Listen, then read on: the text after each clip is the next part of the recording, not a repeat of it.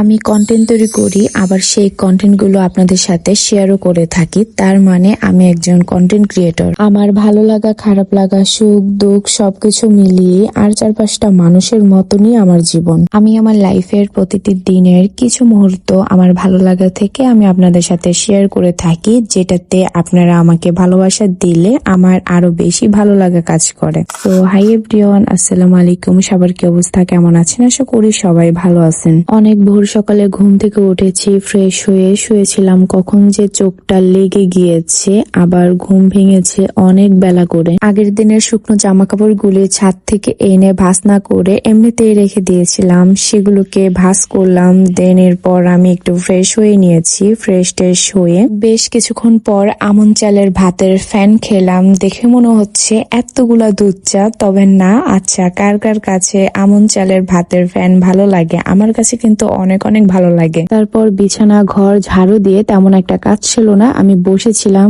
এরই মাঝে আমার কল আসে 2টা পার্সেল রিসিভ করার জন্য। একটা পিয়ার পার্সেল ছিল, আরেকটা আমি নিজে অর্ডার করেছি। 2টা পার্সেলই হোম ডেলিভারিতে যেত, তবে তাদের কোনো এক সমস্যার কারণে আমারই একটু কষ্ট করে টাউনে গিয়ে তাদের কাছ থেকে পার্সেল 2টা রিসিভ করতে হয়েছে। বাসায় এসে পার্সেল 2টা এভাবে রেখে আমি শাওয়ার নিতে চলে যাই। স্কিনোর স্ট্রবেরির এই শাওয়ার জেলটি এত ভালো, আমি প্রায় 1 মাস ধরে ইউজ করছি, তাও আবার শেষের দিকে। সেদিন আমি বোতলের ভিতরে পানি মিক্স করে ইউজ করেছি, তাও আবার আরো 2-3 বার ইউজ করা যাবে, তাহলে বুঝেন কত ভালো। দেন অনেকেই জিজ্ঞাসা করেন আমি আমার চুলে কোন শ্যাম্পু ইউজ করি। আমি সব সময় ডাব শ্যাম্পু ইউজ করি। অ্যান্ড ফেস ক্লিনের জন্য স্কিনোর ডেইলি রিফ্রেশ জেল ক্লিনজারটি আমি রিসেন্টলি ইউজ করছি। দেন শাওয়ার নেওয়া শেষ করে আমার বেসিক স্কিন কেয়ারের যা যা রয়েছে আমি তাই অ্যাপ্লাই করে নেব। ফার্স্টে আমার মোস্ট ফেভারিট পার্পল সানব্লকটি ইউজ করে নিলাম। এরপর বডিতে ইনিসে নিয়াসিনামাইড বডি লোশনটি ইউজ করে নেব।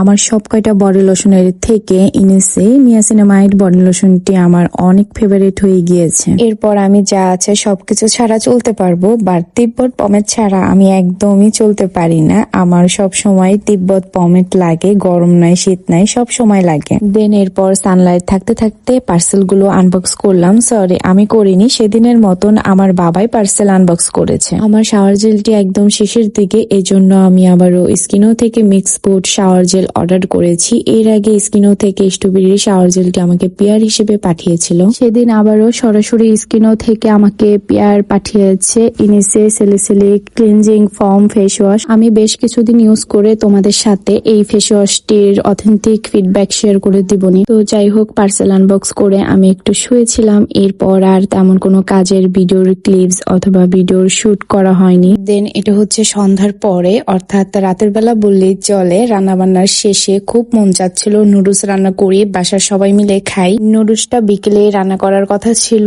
আমি নুডলস রান্নার জন্য সবজি আগেই কেটে রেখে দিয়েছিলাম, যেন রান্না করার সময় তাড়াহুড়া না করতে হয়। অলসতা মানের কারণে বিকেলে নুডলস রান্না রাত 8টা বাজে করেছি, তবুও নুডলস রান্নাটা অনেক বেশি মজা হয়েছিল। আর তোমাদের জন্য ভিডিও শুট করে রেখেছি কিভাবে আমি নুডলস রান্না করেছি। এখানে পুরো ভিডিও শেয়ার করতে গেলে ভিডিও অনেক বেশি লং হয়ে যায়, আলাদা করে শেয়ার করে দিবনি। রাতে খাওয়া দাওয়া শেষ করে ঘুমাতে যাওয়ার আগে আমার এই বেসিক সেম প্রোডাক্টস দিয়ে আমি নাইট স্কিন কেয়ারও করে থাকি। তো যাই হোক, আজকের মতন এই পর্যন্তই। আল্লাহ হাফেজ। So thanks for watching my video.